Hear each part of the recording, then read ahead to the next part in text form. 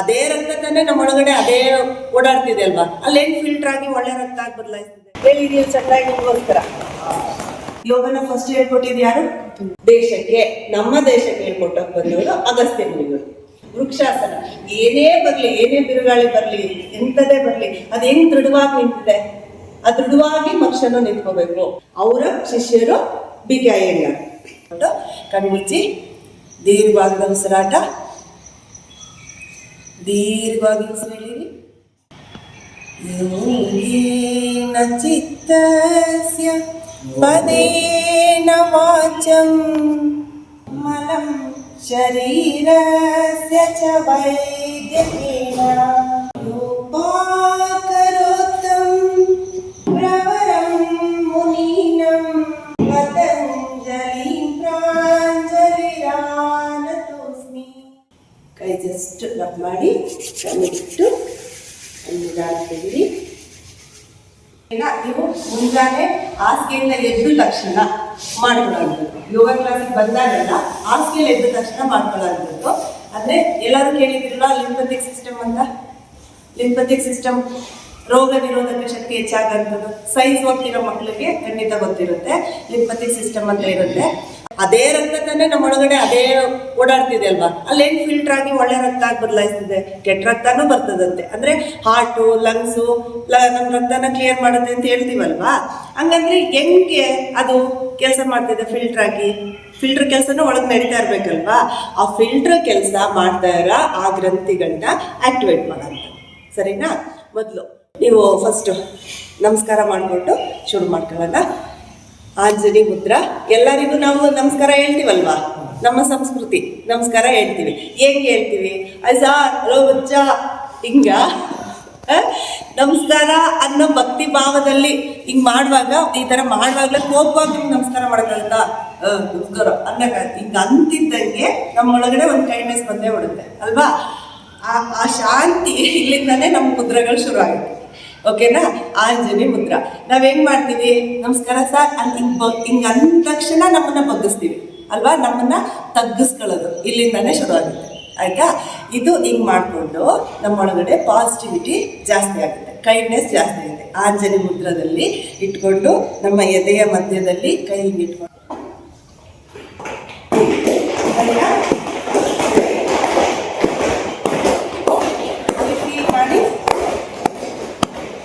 ಇನ್ನು ಮೇಲೆ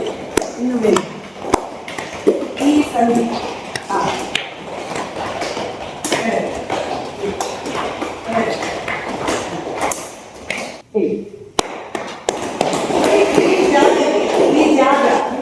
ಗೊತ್ತಾಗ್ತಿದ್ಯಾ? ಹಿಂಗ್ ಮಾಡಬಾರ್ದು, ಹಿಂಗ್ ಮಾಡಬಾರ್ದು, ಹಿಂಗ್ ಮಾಡಬಾರ್ದು. ಇದೇ ಜಾಗ. ಸರಿನಾ?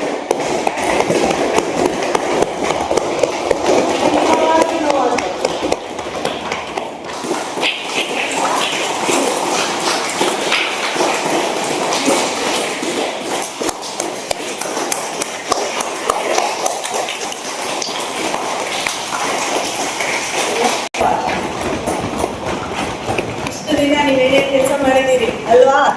ಶಬಾಷ್. ಯಾರು ಹೇಳಿದಾರಾ? ಹೇಳಿದೀವಿ ಚೆನ್ನಾಗಿ ನಿಮಗೋಸ್ಕರ. ಶಬಾಷ್.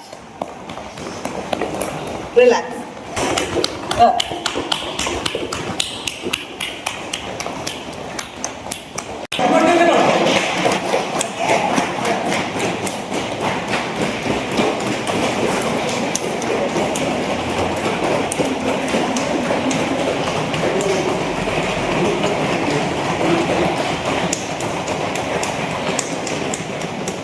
ಈಗ ಇದನ್ನ ಯಾಕೆ ಮಾಡೋದು ಅಂದರೆ, ನಾವು ಫಸ್ಟು ಇಲ್ಲಿ ಮಾಡಿದಲ್ವಾ, ಇಲ್ಲಿ ಎಲ್ಲಾನು ಮೈನ್ಯೂಟ್ ನರಗಳ ಇರ್ತವೆ. ಸರಿನಾ? ಆ ನರಗಳನ್ನ ನಾವು ಆಕ್ಟಿವ್ ಮಾಡ್ತೀವಿ. ಬೆಳಿಗ್ಗೆ ಎದ್ದದ್ದು ಈಗ ಹಿಂಗೆ ಹೊಡ್ಕತ್ತಿದ್ದಂಗೆ ನಮ್ಮೊಳಗಡೆ ಒಂದು ಎನರ್ಜಿ ಬರಲಿಲ್ವಾ? ಎನರ್ಜಿ ಫ್ಲೋ ಆದಂಗೆ ಆಯ್ತಲ್ವ? ಇದು ನೀವು ಎದ್ದ ತಕ್ಷಣ ಮಾಡುವಾಗ ಎನರ್ಜಿ ಫ್ಲೋ ಆಗುತ್ತೆ. ಬೆಳಿಗ್ಗೆ ಎದ್ದ ತಕ್ಷಣ ನಾವು ಎನರ್ಜೆಟಿಕ್ ಆಗಿ ಎದ್ದೇಳಕ್ಕೆ ಇದು ಶುರು ಆಗುತ್ತೆ. ಇನ್ನೊಂದು ನಾನು ಹೇಳಿದ್ವಲ್ಲ, 3 ಇರ್ತದೆ ನಮ್ಮೊಳಗಡೆ. ಲಿಂಫೆಟಿಕ್ ಸಿಸ್ಟಮ್ ಹೇಳಿದ್ರೆ ದುಗ್ಧ ರಸ ಅಂತ ಹೇಳ್ತಾರಲ್ಲ, ಅದು ನಮ್ಮ ಗಂಟಲಿರುತ್ತೆ. ಟಾನ್ಸಿಲ್ ಆಗುತ್ತೆ ಅಂತ ಹೇಳಿದ್ದೀರಾ?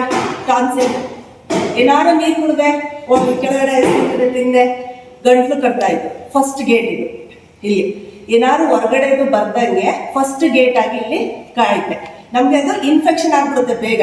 ಅಂದ್ರೆ ಏನಂತ, ನೀನು ಎಕ್ಸ್ಟ್ರಾ ನೋಡಿ ಕಳಿಸ್ಬೇಡ ಗೇಟ್ ಹಾಕೋದು, ನಾವು ಅದನ್ನೇ ಇದು ಮಾಡಬಾರ್ದು. ಅದನ್ನ ಬೇಗ ನಾವು ಹುಷಾರು ಮಾಡೋಕ್ಕಾಗ ನಮ್ಮನ್ನ ಕಾಯುತ್ತೆ ಫಸ್ಟ್ ಗೇಟ್ ಅದು. ಆಯ್ತಾ? ಈ ಟಾನ್ಸಿಲ್ ಆಗಿದೆ, ನನಗೆ ಟಾನ್ಸಿಲ್ ಆಗಿದೆ, ಆಪರೇಷನ್ ಮಾಡಬೇಕು ಅಂತ ಹೇಳ್ತಾರಲ್ವ, ಅದು ಎಲ್ರಿಗೂ ಇರುತ್ತೆ. ಅದು ಇನ್ಫೆಕ್ಷನ್ ಆಗಿ ದೊಡ್ಡ ಸಣ್ಣ ಆಗುತ್ತೆ. ಆಯ್ತಾ? Tonsil first. ನೆಕ್ಸ್ಟ್ ನಮ್ಗೆ ಈ ರಿಬ್ ಗೇಜ್ ಹಿಂಗ್ ಬಂದು, ನೀವು ನೋಡಿದ್ದೀರಲ್ಲ ಅಸ್ಥಿಪಂಜರ ಪಿಕ್ಚರ್ ನೋಡಿದ್ದೀರ, ಹಿಂಗ್ ಬಂದು ಇಲ್ಲೊಂದು ಮೂಳೆ ಜಾಯಿಂಟ್ ಆಗಿರುತ್ತೆ, ಇಲ್ಲಿಂದ ಇಲ್ಲಿ, ಅದ್ರ ಮಧ್ಯದಲ್ಲಿ ಇರುತ್ತೆ. ಆಯ್ತಾ? ಅದ್ರ ಮಧ್ಯದಲ್ಲಿ ಇನ್ನೊಂದು ಹೊಟ್ಟೆ, ಇದು ಪೂರ್ತಿ ಹೊಟ್ಟೆ ಅಲ್ಲ ನಮ್ದು, ಇದು ಪೂರ್ತಿ ಹೊಟ್ಟೆನ, ನಮ್ಮ ಹೊಟ್ಟೆ ಭಾಗ ಇದು ಮಾತ್ರ, ನಮ್ಮ ಎಡಗಡೆ ಇರುತ್ತಲ್ಲ ಇದು ಮಾತ್ರ ನಾವು ಹೊಟ್ಟೆ. ಊಟ ಮಾಡೋದೆಲ್ಲ ಹೋಗಿ ಸೇರ್ಕೊಳ್ಳೋದು ಇಲ್ಲಿಗೆ ಮಾತ್ರ. ಇನ್ನು ಉಳಿದಿರೋದೆಲ್ಲ ಕರಳು, ಕಿಡ್ನಿ, ಅದೆಲ್ಲ ಬೇರೆ ಜಾಗ. ನಾವು ಇಡೀ ಪೂರ್ತಿ ಹೊಟ್ಟೆ ಅಂತೀವಲ್ವಾ, ನಮ್ಮ ಎಡಗಡೆ ಇರೋದು ಹೊಟ್ಟೆ. ಆಯ್ತಾ? ಆ ಹೊಟ್ಟೆಯ ಹಿಂಭಾಗದಲ್ಲಿ, ಅಂದ್ರೆ ಆ ಜಠರ ಅಂತ ಏನ್ ಹೇಳ್ತೀವಿ, ಅದ್ರ ಹಿಂಭಾಗದಲ್ಲಿ ಒಂದು ಇರ್ತದೆ ಸ್ಪ್ಲೀನ್ ಅಂತ. ಇಷ್ಟಿಷ್ಟೇ ಸಣ್ಣದಿರುತ್ತೆ. ಅವು ಅಲ್ಲಿ ಕೆಲಸ ಮಾಡುತ್ತೆ. ಎದೆಗೂಡಲೇನು, ಇಲ್ಲಿರೋದು ಏನಕ್ಕೆ ಕೆಲಸ ಮಾಡುತ್ತೆ, ಇಲ್ಲಿ ಫಸ್ಟ್ ಗೇಟ್ ಆಗ್ತದೆ. ಇಲ್ಲಿರೋದು ನಮ್ಮ ಚೆಸ್ಟು, ಅಂದ್ರೆ ನಮ್ಮ ಲಂಗ್ಸು, ನಮ್ಮ ಹೃದಯದಲ್ಲಿ ಯಾವುದೇ ರೀತಿ ಬೇಡದೇ ಇರೋದು ಬರ್ದೇ ಇರಲಿ ಅಂತ ಇದು ಕಾಯುತ್ತೆ. ಆಯ್ತಾ? ಆಮೇಲೆ ಇಲ್ಲೊಂದು ಫಿಲ್ಟರ್, ಇದೊಂದು ಫಿಲ್ಟರ್ ಮಾಡಿ ಕಳಿಸ್ತದೆ. ಇನ್ನೊಂದು ಹೊಟ್ಟೆಯಲ್ಲಿ ಏನು ಆಗ್ಬಾರ್ದು ಅಂತ ಆ ಜಠರದ ಪಕ್ಕದಲ್ಲಿ ಅಲ್ಲೊಂದು ಕಾಯ್ತದೆ. ಆಯ್ತಾ? ಇವುಗಳು ನಮ್ಮ ಲಿಂಫಾಟಿಕ್ ಸಿಸ್ಟಮ್ನ ಕಾಯೋದು. ನಮ್ಮಲ್ಲಿ ರೋಗ ನಿರೋಧಕ ಶಕ್ತಿ ಇರ್ಬೇಕಲ್ವಾ, ಇಮ್ಯುನಿಟಿ ಪವರ್ ಅಂತ ಹೇಳ್ತೀವಿ. ಮಕ್ಕಳಲ್ಲೆಲ್ಲ ಕಮ್ಮಿ ಅಂತ ಹೇಳ್ತೀವಿ, ದೊಡ್ಡವರಲ್ಲಿ ಕಮ್ಮಿ ಅಂತ ಹೇಳ್ತೀವಿ. ಆ ಇಮ್ಯುನಿಟಿ ಪವರ್ ಜಾಸ್ತಿ ಆಗಬೇಕು. ಅದಕ್ಕೋಸ್ಕರ ಈ ಲಿಂಫಾಟಿಕ್ ಸಿಸ್ಟಮ್ನ ಇವುಗಳು ಜಾಸ್ತಿ ಮಾಡುತ್ತೆ. ಆಯ್ತಾ? ಇದೊಂದು. ನೆಕ್ಸ್ಟ್, ಫಸ್ಟ್ ಇಂದ ನಿಮಗೆ ಯೋಗ ಅಂದ್ರೆ ಏನು ಎಲ್ಲ ನಿಮ್ಗೆ ಗೊತ್ತು. ಸರ್ ಹೇಳಿರ್ತಾರೆ, ಎಲ್ಲ ಕಡೆ ಕೇಳಿರ್ತಾರೆ. ನಮ್ಮ ಆದಿಗುರು ಯಾರು? ಯೋಗನ ಫಸ್ಟ್ ಹೇಳ್ಕೊಟ್ಟಿದ್ದು ಯಾರು? ಅದು ಅವ್ರಿಗೆ ಹೇಳ್ಕೊಟ್ಟಿದ್ದು ಯಾರು?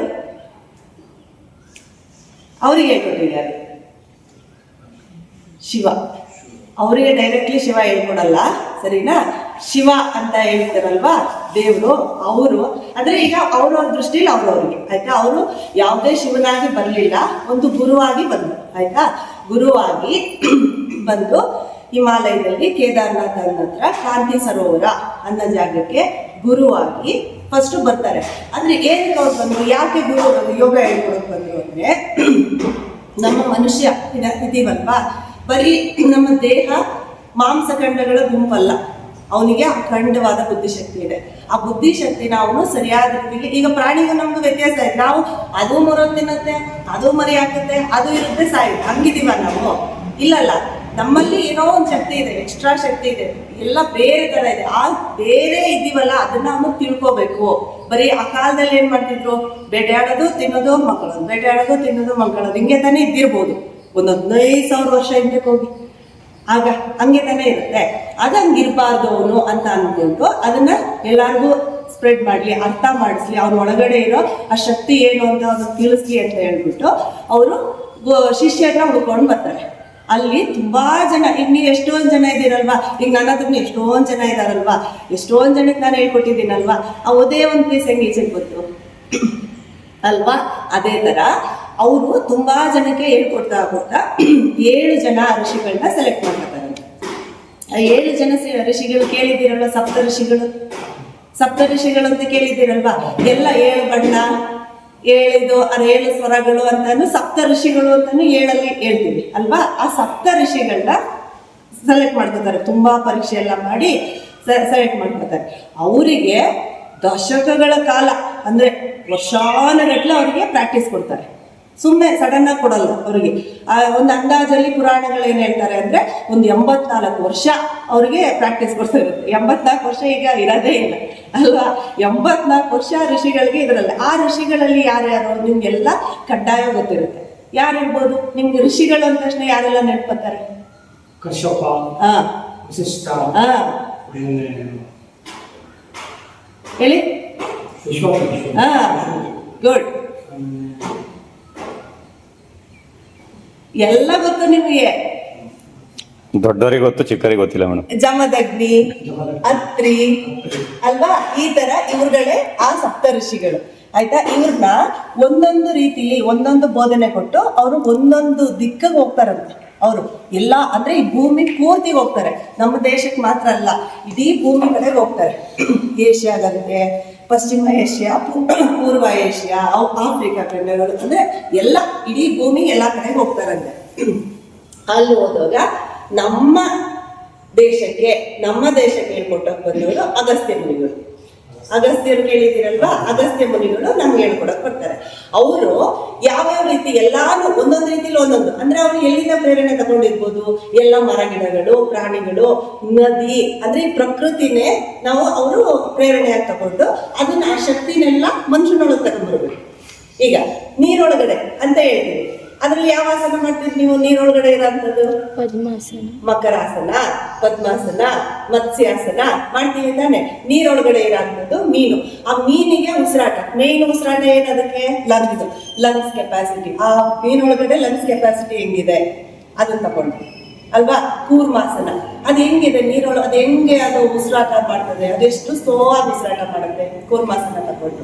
ವೃಕ್ಷಾಸನ, ಏನೇ ಬರ್ಲಿ, ಏನೇ ಬಿರುಗಾಳಿ ಬರ್ಲಿ, ಎಂಥದೇ ಬರ್ಲಿ, ಅದು ಹೆಂಗ್ ದೃಢವಾಗಿ ನಿಂತಿದೆ, ಆ ದೃಢವಾಗಿ ಮನುಷ್ಯನು ನಿಂತ್ಕೋಬೇಕು. ಅವನಿಗೆ ಬರೋ ಎಲ್ಲಾ ಸಿಚುವೇಶನ್ಗಳಲ್ಲಿ ಅವನ ಹೋರಾಟ ದೃಢವಾಗಿ ನಿಂತು ಅವನು ಈ ಇದ್ರಲ್ಲಿ ನಿಂತ್ಕೋಬೇಕು ಅಂತ ವೃಕ್ಷಾಸನ ತಗೊಂಡು. ಹಿಂಗೆ ಅವ್ರು ಒಂದೊಂದನ್ನು ತಗೊಂಡು ಮಾಡಿದ್ರು. ಅವೆಲ್ಲ ದಿಕ್ಕಾಪಾಲ ಹೋಗಿದ್ವಲ್ಲ 7 ಋಷಿಗಳೆಲ್ಲ ಕಡೆ, ಅವರೆಲ್ಲಾನು ಒಟ್ಟಿಗೆ ತಗೊಂಡು ಬಂದು ಸೇರಿಸಿದವರು ಪತಂಜಲಿ. ಆಯ್ತಾ? ಅವರು ಅಷ್ಟಾಂಗ ಯೋಗ ಸೂತ್ರಗಳು ಅಂತ ಲೆಕ್ಕದಲ್ಲಿ ತಗೊಂಡು ಬಂದು ಸೇರಿಸಿದ್ರು. ಅದನ್ನ ಇನ್ನೂ ಮಾಡಿಫೈ ಆಗಿ ತಗೊಂಡು ಬಂದವರು ಕೃಷ್ಣಮಾಚಾರ್ಯರು. ಅವರ ಶಿಷ್ಯರು BK ಅಯ್ಯಂಗಾರ್. ಕೇಳಿದ್ದೀರಲ್ವಾ?